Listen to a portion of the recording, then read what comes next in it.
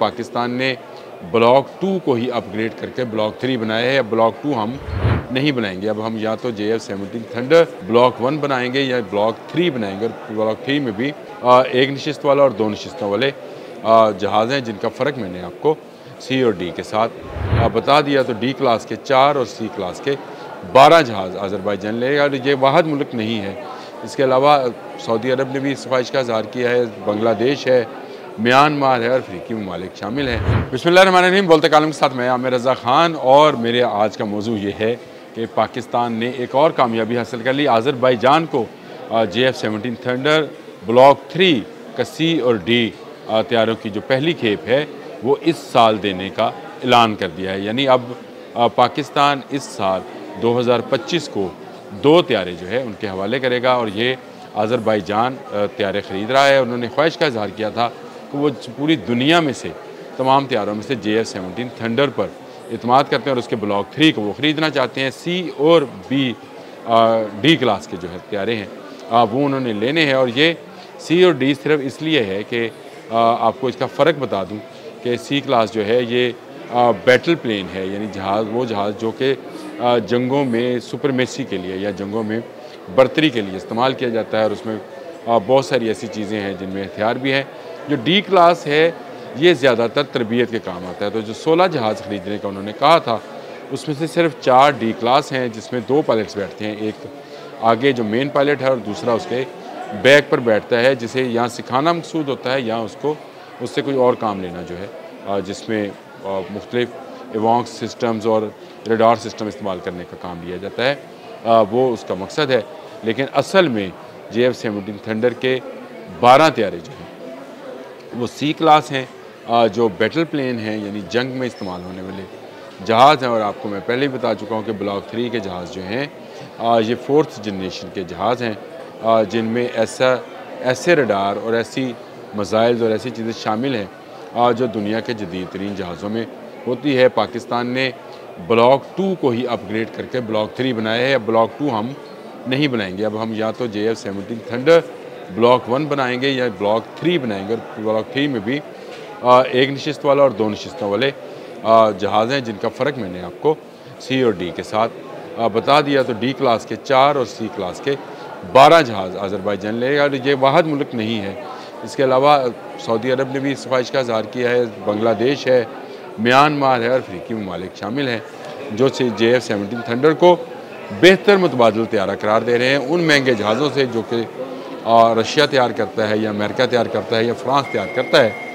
उनसे बेहतर इस जहाज़ को कम कीमत में वो समझते हैं। और अब आपको अगर इसका रडार सिस्टम के मतलब बता दूँ तो इसमें FPS-3 सिस्टम ऐसा उसको बोलते हैं, वो रडार शामिल है जो कि दूर से दुश्मन की पहचान कर ना सिर्फ उसको आइडेंटिफाई करता है कि ये दुश्मन है या दोस्त है, बल्कि उसके ख़िलाफ़ कौन सा हथियार इस्तेमाल होना चाहिए उसके हवाले से भी पायलट को आगाह करता है।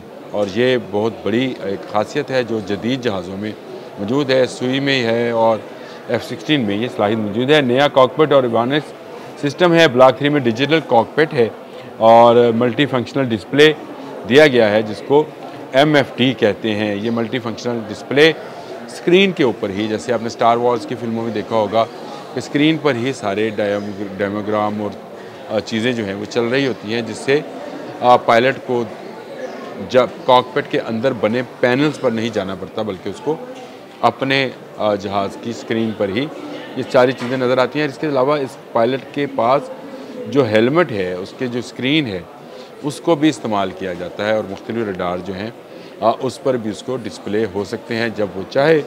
उसको दिया जाता है। मेन बैटल प्लेन है जो कि दिया गया है।